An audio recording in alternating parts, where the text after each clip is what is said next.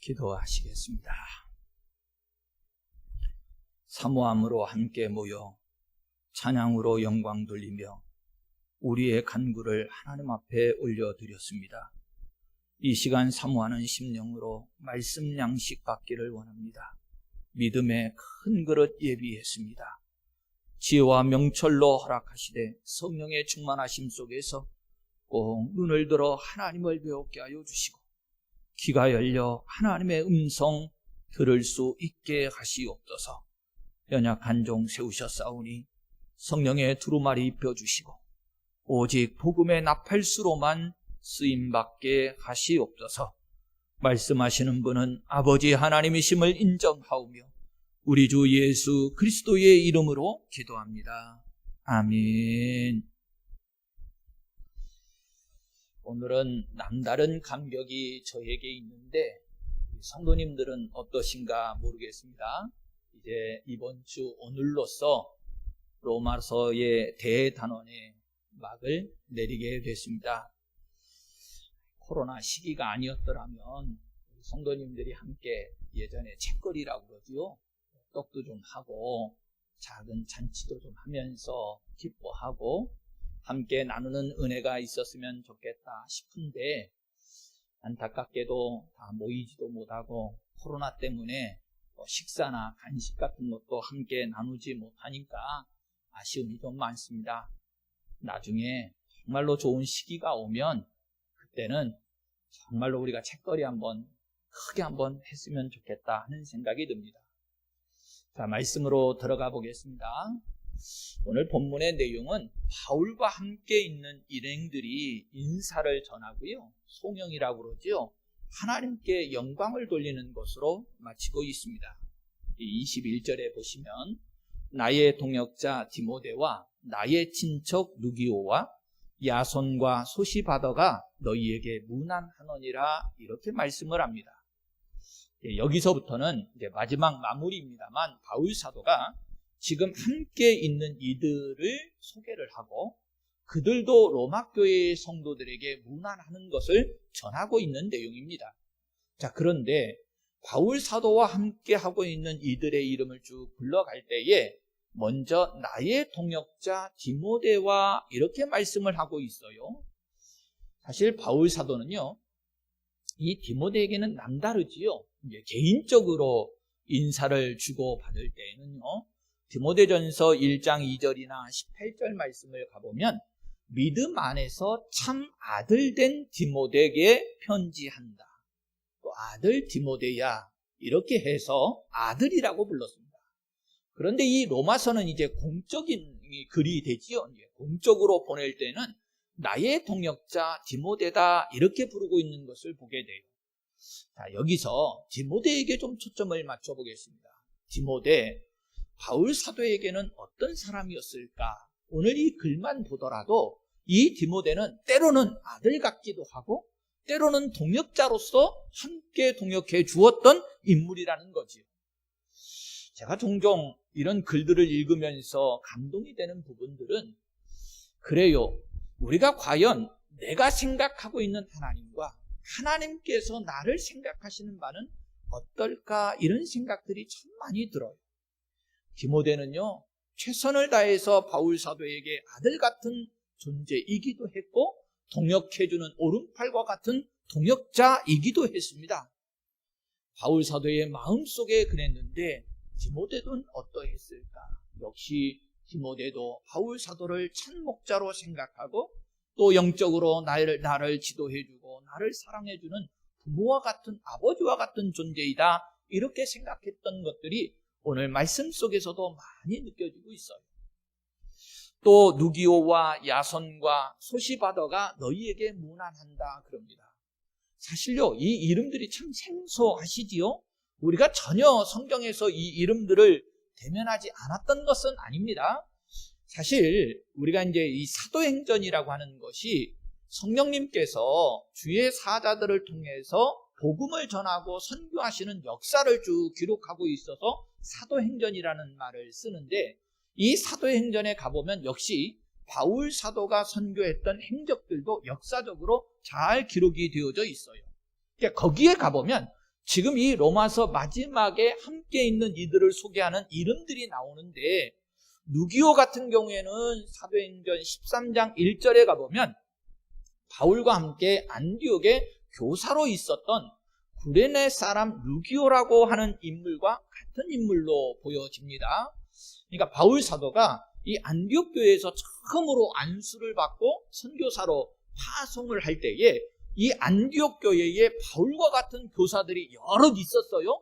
그러니까 그 이름들 속에 보니까 누기오가 나온단 말이죠. 구레네 사람 누기오다 그러는데, 그 같은 인물인데 이 사람이 여전히 지금도 바울 사도와 함께 있어요. 안디옥 교회에서 교사로 함께 일했던 이가 선교 여행 속에, 특별히 바울 사도의 지금 2차 전도 여행 가운데 있는 부분인데, 이 여행 속에도 함께 지금 있는 것을 보고 동역했구나라고 하는 것을 알 수 있습니다. 여기 야손이라는 사람도 나오네요. 이 인물도 역시 사도행전 17장 5절에서 7절 말씀에 가보면 데살로니가 지역에 살았던 사람입니다. 바울 사도가 이곳에 왔을 때에 야손의 집에 머물렀던 걸로 보아요. 그때 유대인들이 이 바울 사도를 핍박하려고 찾는데 야손의 집까지 다 뒤지고 찾았음에도 불구하고 이 바울 사도를 찾지 못하니까 야손을 끌어다가 바울 사도 대신 핍박을 하고 고난을 줬던 기록이 있습니다. 그러니까 야손은 자기 집을 공개하기도 하고 나그네 된 그 선교사님들을 모셔다가 대접하기도 하는 그런 충성스러운 주의 일꾼이었어요. 이 야손이 지금 역시 바울 사도와 함께 여전히 있습니다. 소시바더라고 하는 인물도 나오네요. 사도행전 20장 4절에 가보면 바울이 이제 드디어 고린도를 떠나서 에베소로 가려고 할 때 동행했던 사람인데, 이 소시바더가 역시 동일한 인물이다 이렇게 느껴집니다. 그런데 여전히 바울 사도의 이 선교 여행 속에 계속해서 함께 동행하고 있어요. 자, 이런 이름들을 통해서 우리가 확인해 볼 수 있는 게 뭐냐면, 바울 사도가 복음을 전하는 선교 사역을 할 때에 함께 동역하는 이들, 함께 동참해주는 열심 있는 동역자들이 있었기 때문에 바울 사도가 힘을 얻고 또 복음을 증거하는 것이, 이런 놀라운 열매를 맺는 것이 가능했겠다 하는 생각을 해요. 성도 여러분, 우리 군복교회에도요, 선교하고 복음을 전하고 다음 세대들을 양육하는 일에 동역해 주시는 성도님들이 얼마나 많이 있는지 몰라요. 목회자가 힘이 나고요, 정말로 동역해 주는 성도님들께 진심으로 감사합니다. 바울 사도에게도 있었지요. 시대마다 교회마다 이렇게 동역하는 이들이 있어서 하나님 나라를 세워가고요, 복음이 널리 전해져 가는 거예요. 오늘 우리에게 계속된 사명인 줄로 믿습니다. 자, 22절로 가보시면 이 편지를 기록하고 있는 나 더디오도 주 안에서 너희에게 문안하노라 그럽니다. 이게 이제 그냥 지나쳐 갈 수 있는 내용일 수도 있습니다만, 조금만 주의를 기울여서 보면 바울 사도의 진솔하고 뭔가 다른 면모를 좀 엿볼 수 있는 내용인데요. 바울 사도는 우리가 신약 성경 속에서만도 확인해 볼 수 있는 게 서신서를 13권 정도 기록을 했습니다. 그런데 대부분 예전에는 어떤 방식으로 이 편지 서신을 기록하느냐면, 전하고 싶은 내용을 불러주면 그것을 대필하는 사람이 있었습니다. 대신 써주는 사람이 있는 거지요.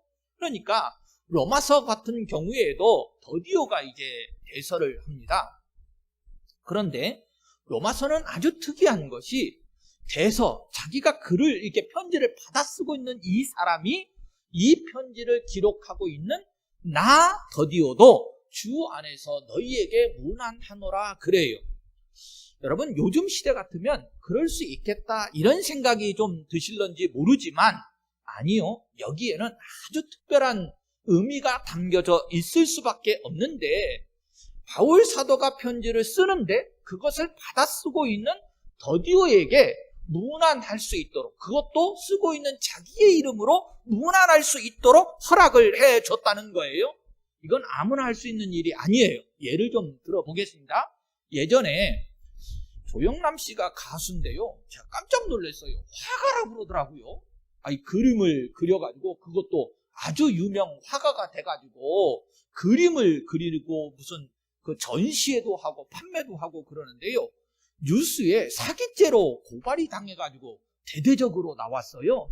내용인즉슨 뭐냐면 대부분 화가들이 그림을 그릴 때에 보조해주는 보조 작가들이 있답니다. 그래서 그 보조 작가들이 밑그림을 70-80% 이상 다 그려주면 나머지 그 유명한 자신의 이름을 내걸고 유명한 그 작가가 마지막 마무리 덧칠을 좀 해놓고 자기 작품이다 이런다는 거예요. 그러니까 이것은 사기죄다 그렇게 고발을 했는데 결론은 무죄 판결이 났지요. 왜 그러냐면 그 작품은 이제까지 다 관행적으로 작가가 그림을 그릴 때 자기 혼자 그리는 것이 아니고 다 도와주는 보조 작가들이 있어서 밑그림을 다 그려주고 그리고 나서 이 진짜 화가가 자신의 이름을 내는 화가가 덧칠을 하거나 수정을 하거나 잘 교정을 해서 이 작품을 내서 만들어낸다는 거예요. 그런데 이렇게 자신이 그림을 그렸다고 작품을 낼 때 분명히 70-80% 이상은 보조 작가들이 다 도와주었는데 그 사람들의 이름을 이 작품에다 넣느냐 그런 말이에요. 아니지요. 절대로 그런 법이 없습니다. 조영남 씨 같은 경우에도 만약에 보조 작가들의 이름을 밑에다가 이들이 나를 도와주었습니다 그리고 써서 넣었더라면 사기죄 안 됐겠지요. 물론 다 관행적으로 해온 일이니까 그럴 수 있다. 그래서 법에서는 무혐의 판결이 났습니다만 그런 일은 있을 수가 없어요. 세상 관행 법칙으로는 어떤 문학 작품을 다 쓰는데 이 문학 작품을 자기 혼자 작가가 다 쓰는 것이 아니고 도와주는 다 작가들이 있기 마련입니다. 그런데 그런 작가들의 이름을 보조 작가들의 이름을 넣느냐? 아니다 그런 말이에요. 지금 편지를 쓰는 데에 있어서도 바울 사도가 쓰는 겁니다. 그렇지요. 불러주는 거지만 바울 사도의 편지이거든요. 그리고 그 그걸 대필해준 사람 더디오라고 하는 사람은 그냥 대필할 뿐이에요. 그런데 이 바울 사도의 로마서의 이 소중한 성경 속에 바울 사도가 지금 무엇을 허락해주고 있었느냐? 더디오도 자신의 이름으로 이제 문안하고 인사할 수 있도록 허락해 주었다는 겁니다. 여러분, 이 내용 속에서 바울 사도가 얼마나 동역을 중요시하고 또 상대방을 잘 인정해주고 있는지 그 사람의 어떤 마음가진 큰 그릇의 모습을 우리가 보게 되는 거예요. 왜요? 세상 속에서는, 세상 풍조에서는 그럴 수 없거든요. 그런 일은 없어요. 아주 금기사항에. 그런데 오늘 이 성경 속에 바울 사도만큼은 더디오의 이름을 넣어서 이 편지가 더디오에 의해서 대서되고 있다라고 하는 것을 알릴 수 있게 해주고 문안 인사까지 해주게 한단 말이죠. 바울 사도의 인품, 동역의 중요성, 그의 큰 그릇됨을 우리가 확인해 볼 수 있는 내용입니다. 저나 여러분들도 그러시지요? 23절로 가겠습니다. 나와 온 교회를 돌보아주는 가이오도 너희에게 문안하고 이 성의 재무관 에라스도와 형제 구아도도 너희에게 문안하느니라 그럽니다. 지금 바울 사도의 일행이 어디에 머무르고 있는가를 알 수 있는 내용인데 가이오의 집에 지금 머물러 있습니다. 나와 온 교회를 돌보아주는 가이오다 그래요. 온 교회라고 한 것으로 보아서 앞전에 제가 설명드렸지요. 가정교회의 형태, 지금의 이런 성전을 갖추고 있는 예배당을 갖추고 있는 교회의 형태는 4세기 이후에나 등장한 것이고 예전에는 다 가정교회의 형태를 가지고 있었는데 성도들이 믿음이 충성스러운 성도들이 자신의 집을 공개를 해서 사람들이 함께 모여서 그 가정 속에서 집 속에서 예배를 드릴 수 있도록 했다는 거지요. 섬기는 사람입니다. 자신의 집을 공개하고 섬기는 사람 가이오. 그런데 지금 이 바울 사도 일행은 어떤 사람들이죠? 그 지역에 살고 있는 교인들이 아니고 지금 나그네 돼서 선교 활동을 하고 있는 이들이거든요. 그러니까 가이오는 그 지역에 있는 사람들에게 교회로서의 기능과 역할을 할 수 있도록 자신의 집만 공개한 게 아니고 나그네 된 선교사들, 수훈의 전도자들도 함께 와서 섬김을 받고 대접하고 있는 충성스러운 일꾼임을 확인할 수 있어요. 참 귀한 일이죠. 얼마나 어려운 일이겠어요. 매주 함께 모여서 공개하고 대접하는 일도 쉽지 않을 건데 나그네에 대한 순회 전도자들까지도 다 모셔다가 대접을 하고 섬긴다라고 하는 것은 이게 보통 열정과 열심이 아니에요. 그래서요, 교회에서는, 성경에서는요, 참 신앙의 덕목 중에 아름다운 덕목으로 무엇을 꼽느냐? 섬김이라고 하는 덕목을 꼽습니다. 여러분, 교회는 섬기는 성도들이 많아요. 교회답고요. 사랑이 넘치고 은혜가 넘치는 거예요. 대접만 받으려고 하는 교인은 그 교회의 기능과 역할 속에 필요 없다는 것은 아니지만 바른 신앙의 태도가 아니에요. 항상 섬기는 자세를 가졌을 때 예수님처럼, 예수님의 모델 예수님처럼 우리도 섬기는 자세를 가졌을 때에 복음의 역사, 하나님 나라가 세워가는 일에 쓰임받을 수 있는 거지요. 가이오는 이렇게 폭넓게 섬김을 다하는 사람이었다라고 하는 것도 확인해요. 그리고 이 성의 재무관 에라스도와 형제 구아도도 문안한다 이렇게 합니다. 여기 재무관이라고 하네요. 성경에서 이제 재무관으로 번역을 해놓았는데 그 도시니까 제가 이제 우리 지역은 좀 금산군이라 좀 작은 지역이기는 합니다만 우리 지역 예를 들어보면 군청에 재무과장님 계시죠? 예, 군 행정의 살림을 살아가는 재무과장님이 계신 거예요. 그래서 그 재무과장 정도 되면 군 안에서는 그래도 꽤 높은 직급 아닐까요? 그렇지요? 이 재무를 담당하는 사람들은 쉽지 않거든요. 돈을 담당하는데 적어도 금산군 예산이 저는 얼마인지 모르겠습니다만 뭐 몇백억은 넘을 텐데 몇백억, 몇천억 되는 돈을 이제 믿고 맡겨서 행할 수 있도록 하는 분이니까 꽤 직급이 높을 텐데 역시 재무관 에라스도다 그런 것을 보아서 고린도시라고 하는 그곳에 제법 유력 인물들도 예수를 믿고 함께 성도 되었다라고 하는 것도 확인해 볼 수 있어요.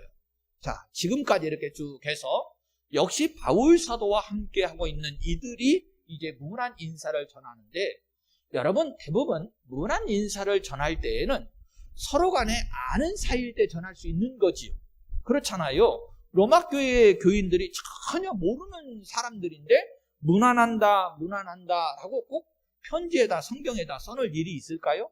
서로 간에 영적으로 먼 거리에 있지만 서로 교제하고 늘 좋은 소식들을 전하고 그리고 선교사님들을 이렇게 공개하고 섬기다 보니까 서로 잘 알고 있었던 사이로 보여집니다.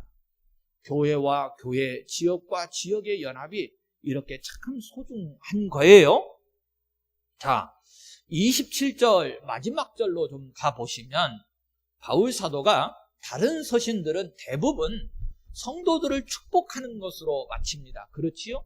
그런데 이 로마서에서는 지혜로우신 하나님께 예수 그리스도로 말미암아 영광이 세세 무궁하도록 있을지어다 아멘 그러면서 하나님께 영광 돌리는 장엄한 송영이라고 말하는데요. 감사와 찬송으로 마치고 있어요.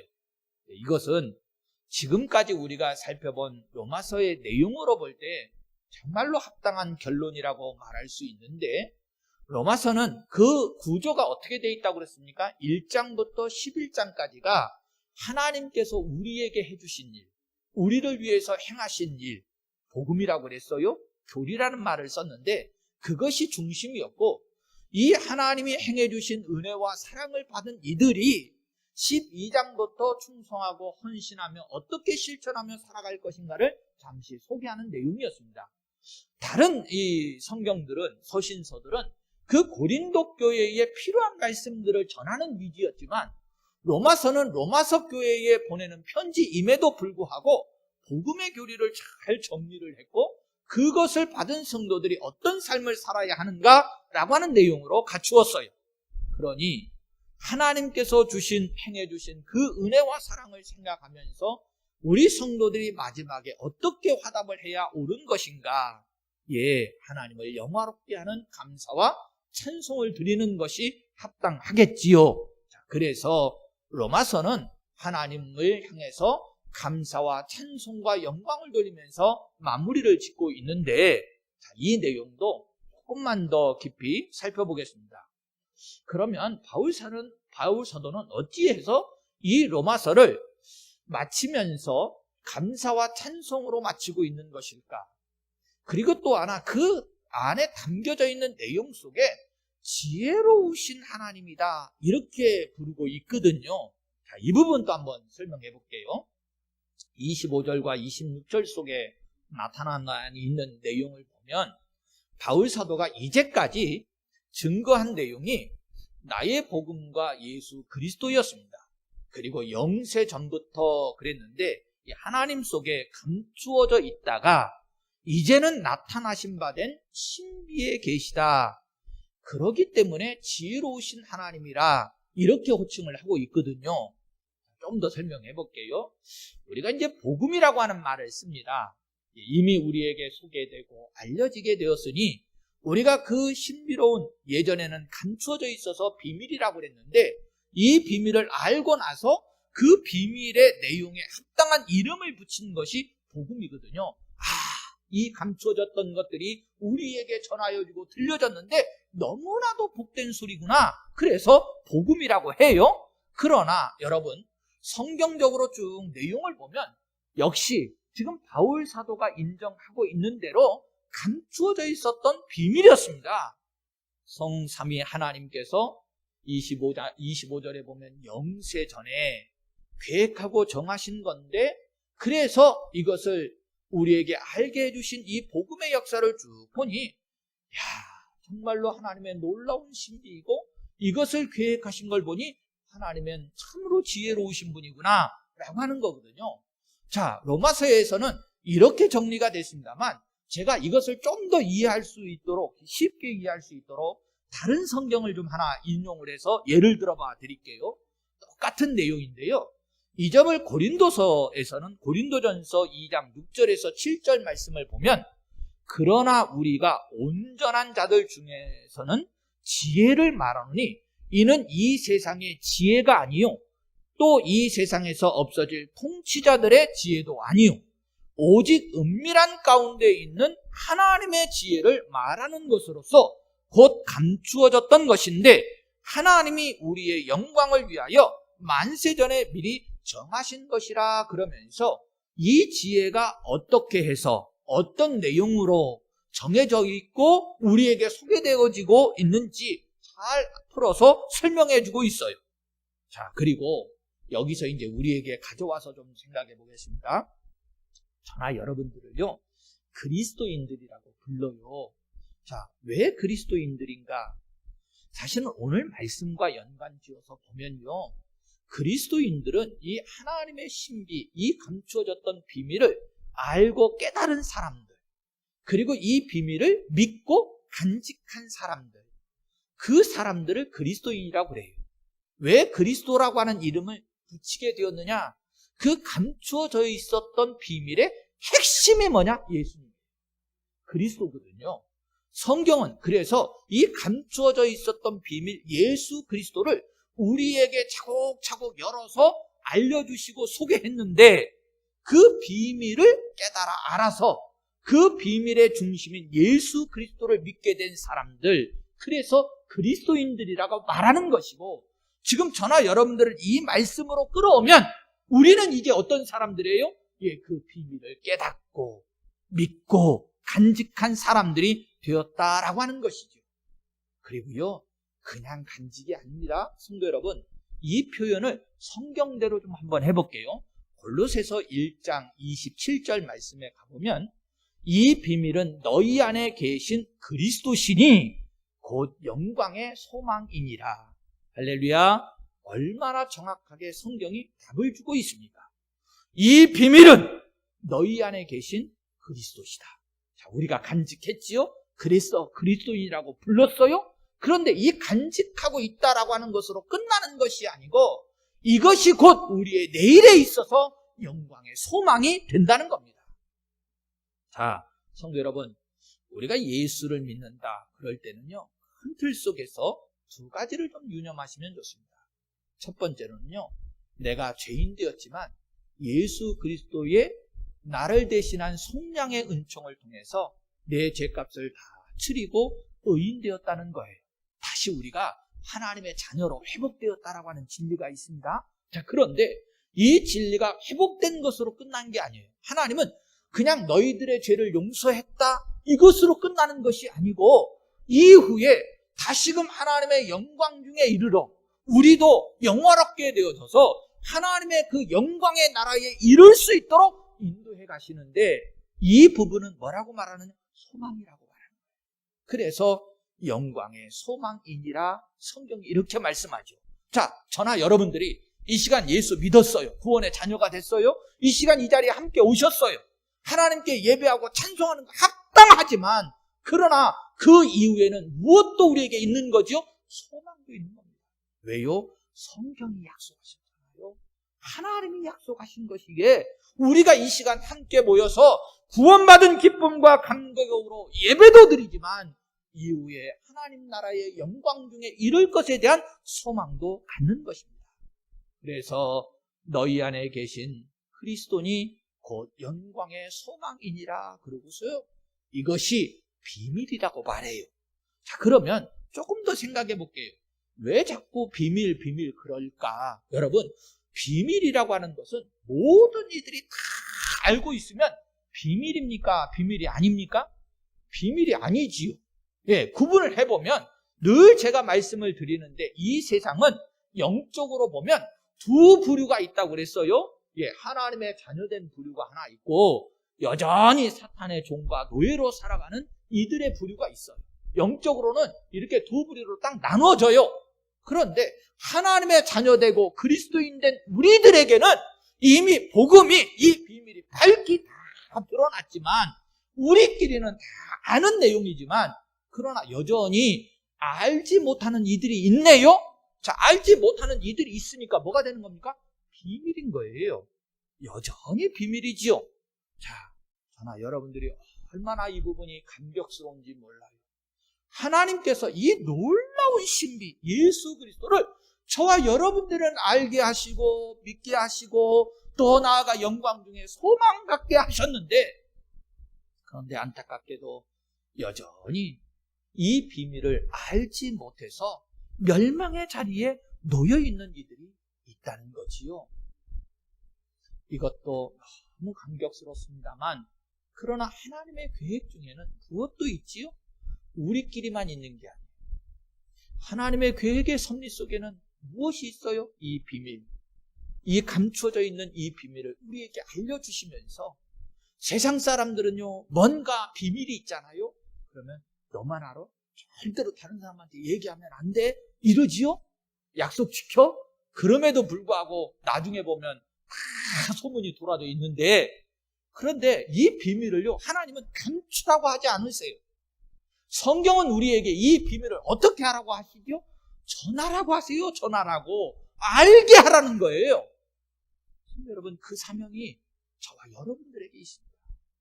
로마서라고 하는 성경을 통해서 하나님께서 우리를 위해서 행해 주신 그 놀라운 비밀들을 오늘 우리에게 허락해 주시고 나서 그거 우리끼리만 가지고 있어라.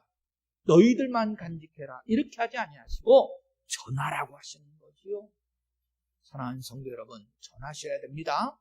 그러나 오늘 말씀의 의미로 다시 돌아와서 이 복음의 지혜와 비밀을 깨닫고 그 은혜를 입은 자들로서 이제 우리는 어떤 삶을 항상 살아가야 하는가? 자, 오늘 성경이 말씀한 그대로입니다. 지혜로우신 하나님께 예수 그리스도로 말미암아 영광이 세세무궁하도록 있을지어다 그러면서 감사하고 찬송 돌리면서 살아가라는 거예요. 자, 마무리를 좀 지어보십시다. 이렇게까지 해서 성경이 잘 마무리가 되고 있는데 아쉬움 속에 바울 사도가요 그냥 마무리를 짓지 않고 명확한 결론을 좀 지면서 마무리를 해요.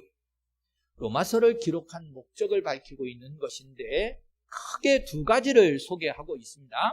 첫째는 복음의 비밀을 드러내고 증거하라는 것이었지요. 그래서 26절에 보면 모든 민족이 믿어 순종하게 하려는 것, 이것에 로마서의 기록 목적이 있었습니다. 바울 사도가요 아예 1장 5절에 로마서를 처음 시작하는 1장 5절에서부터도 모든 이방인 중에서 믿어 순종하게 하나니 그러면서 이 순종과 믿음에 관한 부분을 말씀을 했는데 시간이 많이 가니까 짧게 정리할게요. 여러분, 우리는 단어상으로 믿음과 순종이라고 하는 이 부분을 구분을 짓습니다. 그렇지요? 그러나 원칙적으로는요, 믿음과 순종이라고 하는 것은 둘이 아니고 하나입니다. 왜 그렇지요? 믿는다는 것 자체가 순종을 의미하거든요. 그래서요, 행함이 없는 믿음, 순종이 없는 믿음은 야고보 사도 같은 경우는 뭐라고까지 딱 단언하죠? 죽은 믿음이라고 말해요. 죽은 믿음이라고 말하는 것은 그 사람이 믿음이 있다는 거예요? 없다는 거예요? 없다는 것을 말하는 겁니다. 그래서 믿음과 이 행함, 순종이라고 하는 것은 둘이 아니고요, 하나인 거예요. 믿어 순종하게 될 때 그것이 참 믿음이고 그 믿음으로 순종하는 이들에게 구원에 이르는 복을 우리에게 허락해 주시는 거죠. 그래서 바울 사도가 첫 번째로 이 로마서를 기록한 목적은 다른 게 아닙니다. 믿어 순종하여 구원에 이르게 하도록 하기 위해서 이 로마서를 기록을 했어요. 두 번째는요, 26절에 너희를 능히 견고하게 하기 위해서다 이렇게 밝힙니다.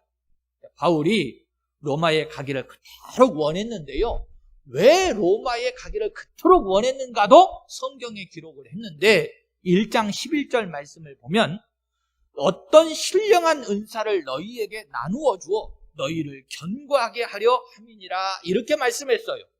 그러니까 바울 사도가 로마에 가기를 원했던 이유도 다른 게 아니었습니다. 로마 교인들에게 신령한 것들을 나누어 주어서 로마 교인들이 흔들리지 아니하고 견고하게 믿을 수 있도록 하기 위해서, 견고하게 세워주기 위해서 로마를 가기를 원했는데 지금 로마에 가지 못하는 상황이니까 편지를 써서 이 로마서를 기록을 해가지고 보내는 거죠. 그래서 이 로마서를 통해서 로마 성도들의 신앙, 이것을 견고하게 하기 위해서 이 로마서를 기록하고 있는 겁니다. 다시요, 좀 더 정리해 볼게요. 성도 여러분, 저나 여러분들도요, 오늘 이 로마서를 마무리 짓고 이제 끝 지점에 와서 오늘 정리를 하게 됐는데 한번 돌이켜 생각해 보세요. 여러분들도 순종하는 믿음을 가지게 되셨습니까? 그리고 이 로마서 공부를 통해서 여러분들의 믿음이 더욱더 굳건해지고 견고해지셨습니까? 오늘 이 로마서를 마무리를 지면서 제가 될 수 있으면 차곡차곡 세세히 성경을 분해해서 여러분들에게 함께 나누려고 했는데 그럼에도 불구하고 마지막 마무리를 하려고 하니 제 자신도 돌아보니까 잊어버린 게 너무 많아요. 정말로 집중적으로 잘 준비해서 가르치고 말씀으로 나누었던 저도요, 시간이 오래 2, 3년 흘러가다 보니까 앞에 말씀들이 많이 잊혀져 가고요, 자꾸 되돌아보려고 하니 성경을 다시 뒤적거리고 찾고 새로 읽어줘야 되겠구나라고 하는 생각을 해요. 성도 여러분, 오늘 성경이 저와 여러분들에게 무엇 하기를 원하신다고요? 믿어 순종하기를 원하시고 저와 여러분들의 믿음이 굳건해지기를 원하십니다. 그러기 위해서 저와 여러분들이 지금까지 공부했으니 로마서를 다 한번 우리가 정리했으니 됐다 이러지 마시고 처음부터 다시 한번 잘 묵상하고 읽어가시면서 여러분들이 순종하는 믿음, 구원에 이르는 믿음, 또 흔들리지 않는 견고한 믿음이 되도록 최선을 다해서 노력하십시오. 그러다 보면 우리의 믿음이 하나님을 영화롭게 할 것이고요, 우리의 믿음이 소망 중에 하나님 나라의 상급을 쌓는 순종하는 믿음도 될 것입니다. 너무나도 감격스러웠어요. 로마서의 1장부터 이 16장까지 이제 마치게 됐구나 하는 것을 생각하니까 너무나도 제 자신에게는 감격스러웠습니다. 그런데요, 성경을 보니까 마지막 27절을 우리가 앞서서 함께 나누었습니다만 이 감격이 저에게만 있는 것은 아니었습니다. 바울 사도는 이 로마서를 기록하신 분임에도 불구하고 이것이 얼마나 감격스러웠던지 하나님께 감사와 영광을 돌리면서 마무리를 졌잖아요. 성도 여러분, 오늘 우리들도 이 27절을 한번 이 의미, 너무나도 감사하고 감격한다라고 하는 이것을 우리의 마음속에 담고 하나님께 감사와 영광을 돌리기 위해서 다시 한번 함께 읽을 것인데, 자, 큰 소리로 우리 함께 하나님을 영화롭게 하는 마음으로 27절을 읽으십시다. 지혜로우신 하나님께 예수 그리스도로 말미암아 영광이 세세 무궁하도록 있을지어다. 아멘. 바울 사도가요, 자신이 기록하고 영광 돌리고도 아멘 했네요. 이 아멘도 굉장히 큰 의미가 있지요.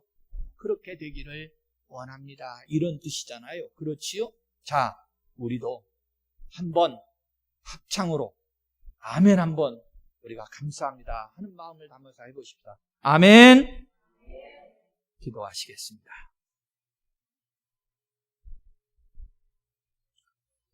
우리와 함께 하시고 귀한 말씀을 묵상할 수 있도록 인도해 주신 발걸음을 되돌아보니 너무나도 큰 은혜이고 감사였습니다. 성경 중에 보석이라고 말하는 이 로마서, 때로는 처음 시작이 무겁고 어렵고 더디 가기는 했지만 우리에게 하나님의 음성 그 신비가 우리의 마음속에 새겨지고 이제 마지막 마무리는 바울 사도처럼 하나님을 영화롭게 하며 영광 돌리며 아멘하며 마칠 수 있게 해 주셨습니다. 그러나 사모함을 더합니다.